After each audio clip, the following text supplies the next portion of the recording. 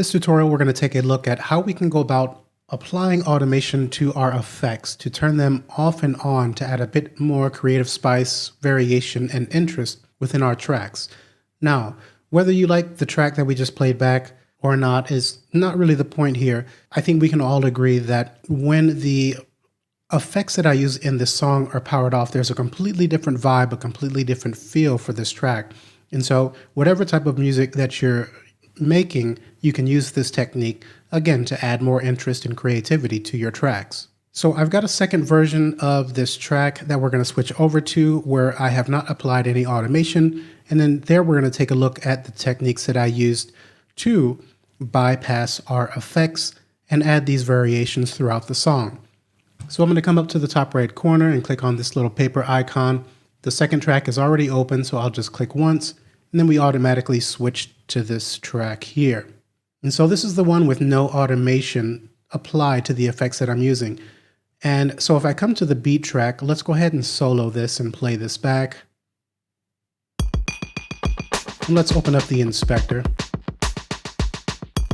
Okay, so we can see in the inspector here, I'm making use of a surround delay. If I power that off, this is the original beat, incredibly basic. But then as soon as let's double click to open up the effect. But as soon as I power this on,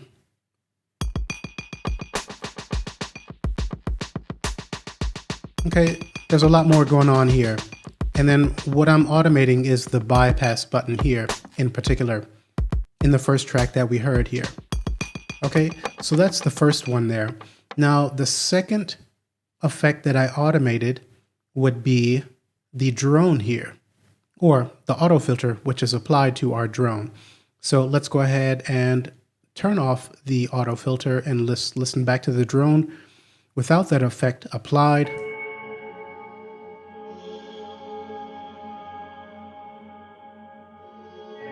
Okay, now I'm going to go ahead and power the auto filter on.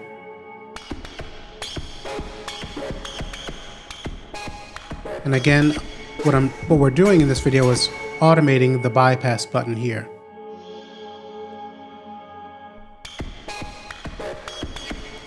Okay, so how can we go about automating the bypass button? If you're not familiar with automation, let's take a look at that.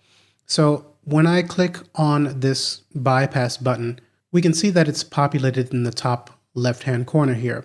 So now once it's populated here, all I need to do is click on the A, and then we can see that our drone track now has an automation view. And this horizontal yellow line represents the state of our bypass button. So at the bottom, it's going to be the bypass is turned off. So if I would like to turn the bypass on, say for this section here, which is what I did in the first track, I can come here and then click. Now notice that the vertical line is snapping to our 1/4 inch setting here, and that's because our snap is turned on. So I'm just going to go ahead and click once at the beginning here, and then once at the end over here, because this is the section that I would like to turn the bypass on and turn our auto filter off. So we can see as soon as I added those points, now we have this read. And if I come to the top, our arrow is going to switch to this bracket. And then while the bracket is active, I can click, hold, and drag up. And then now we can see that our bypass button is active here. If I click in the ruler and then come here, we can see that our bypass is off. So now when I play this back, we can hear our auto filter. Then we switch, that automation switches our bypass on. Let's come forward a bit. Okay, so we can always come to a point here. Let's try the one at the top here. I'll click, hold, and drag. And then, so this is moving everything because all of our points are highlighted. So let's click in an empty area. Now we can see that they are no longer white. I can then come to this point here. Let's click, hold, and drag.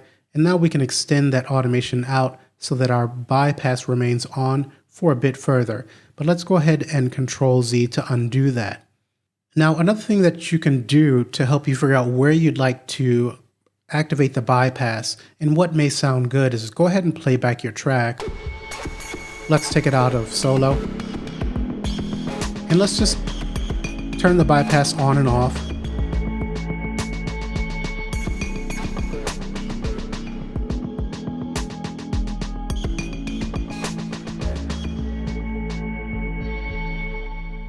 Okay, so you can go ahead and play around with the bypass while you're playing back, and then experiment with where it sounds good being turned off and on. And then again, when you find the specific areas, you can always just click once on the horizontal line here. I'll click again. Now let's come to the top. Our arrow is going to change to the trim tool. Let's click, hold, and drag that up. And now we have added another bypass. If I click in the ruler here, we can see that the bypass is turned on here. Okay, now let's come up to our beat and put that into solo. And we can see our surround delay is what I am using to add a bit more interest to the beat. Again, if I bypass.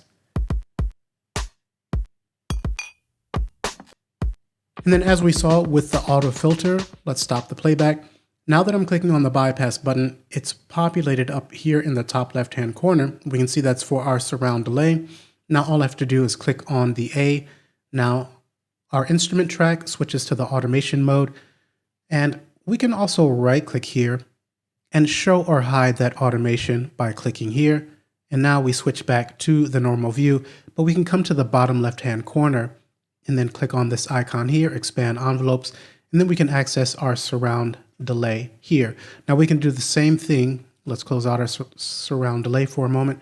For our audio track, the drone, if I click on this here, then we expand out. Our audio tracks by default will have volume and panning automation tracks added to them available. We just don't see them until we click here and expand that out. But we can also see our auto filter automation below. So if we'd like to have that open to work with it by clicking on this button here, we can do that. But we'll come back to our surround delay and maybe say we would like to have our bypass on for between bar 7 and 9. So let's go ahead and click once to add a point here. Click here to add a point. Again, we'll come up to the top with our trim tool, click, hold, and drag. And then now, when we play this back,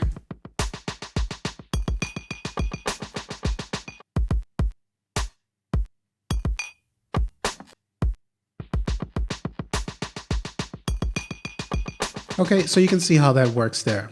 Now, so far we've been manually adding our automation by clicking on the parameter, the bypass button in this instance, but we can also add the automation in real time. So let's come over to the automation track header here, and let's remove the bypass automation. Okay, and anytime you want to remove it, that's what you can do. And our beat track is selected. We can see our surround delay here. Let's double click on that. And normally, when we have not added any automation, this is going to be set to off. But what we can do, if we'd like to add automation in real time, we can switch this to, let's do touch. Now we can see this updates to touch here. Let's come back to the beginning of our track and let's take this out of solo and we'll play back. And just notice that when I click on the bypass button, that's going to be added automatically because we've switched to touch mode. So let's go ahead and play back.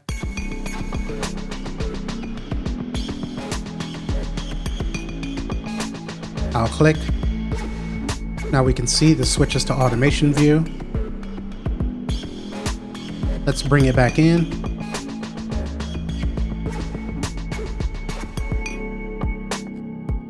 I just clicked again. We've got another point that's been added. And let's continue with the bypass on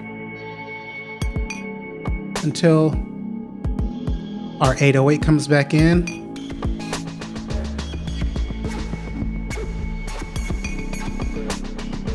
Okay, and then now that we've added the automation to all of the areas that we'd like, we can switch from touch and then put this into read to kind of protect that automation and be sure that we don't override it. So that's yet another way that we can go about adding our automation. And this would especially be useful for working with the auto filter on our drone. Now, one last tool that we can make use of is the paint tool here. So let's click on this, and we see this little arrow here. If I click on that drop down arrow, we can choose from parabola, square, triangle, and so on. Let's choose the square, and these are going to pay attention to our snap, whether it's turned on or off, as well as our quantized value if our snap is turned on.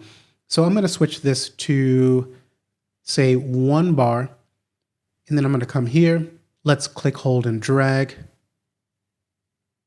And then we can see we are adding in that square wave automation set to bar. Now this is going to be a little bit crazy, but I just wanted to show that you do have this option here. Let's solo.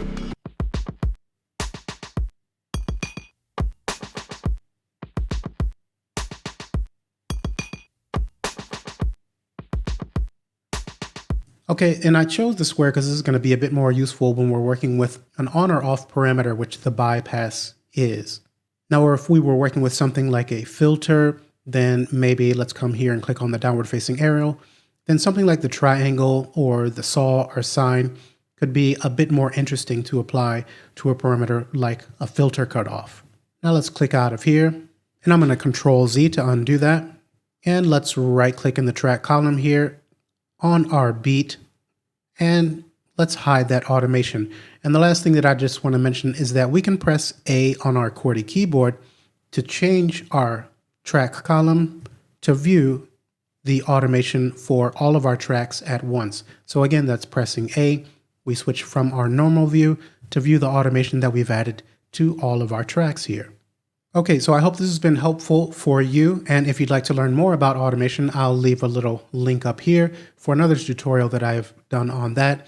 Also, if you're interested in one-on-one training in Studio One, I do provide that over Zoom, so if you'd like more information on that, you can click or check out the description of this video or the pinned comment below, and otherwise, I will see you in the next tutorial.